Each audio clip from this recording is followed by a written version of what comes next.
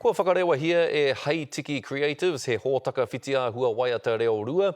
Ko waiata mai te ingoa o te hōtaka ipurangi nei, he hōtaka o ngā waiata whā tekau, hei hopu ake i te Hinengaro Tamariki, i a rātau e ako ana i tō tātou reo Māori. Mā te ako i ngā momo waiata pēnei, e tupu ai te reo Māori ki roto i te tamaiti. What we actually needed were resources that helped us to learn the sentence structures in te reo, some of the basic ones, and be able to incorporate those in everyday life. He rautaki reo Māori e whakarewa hia ana mō ngā tamariki mokopuna, te paenga. Ko waiata mai tōna ingoa, hae ai ki tōna kaiwhakahaere a Mariah Davies, he hapa i te reo tōna mātua, a he whakakoi i ngā hinengaro, tōna whaenga.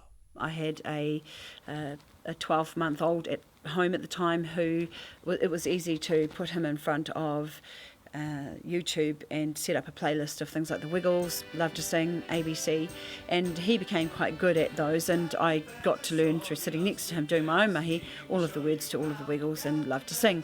Obviously there was a need there for resources that helped whānau learn te reo, and we started, Tamarangi and I, when he was old enough to repeat back after me, tahi rua toru whā, we started to make small resources like that for YouTube.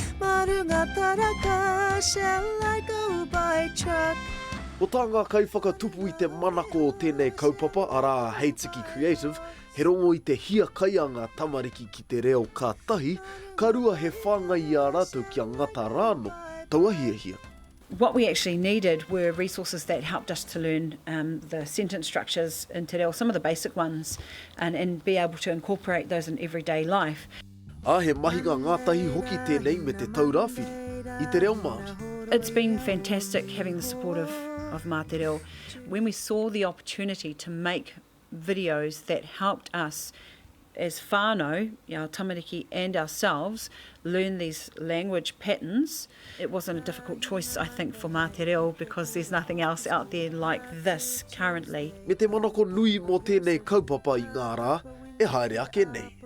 What I really hope is that this will provide an answer for whānau who are looking for learning online, where it's happening in the background while they're peeling the spuds, where they are getting the clothes in, where they are doing, sitting alongside their tamaiti while they're doing their own mahi.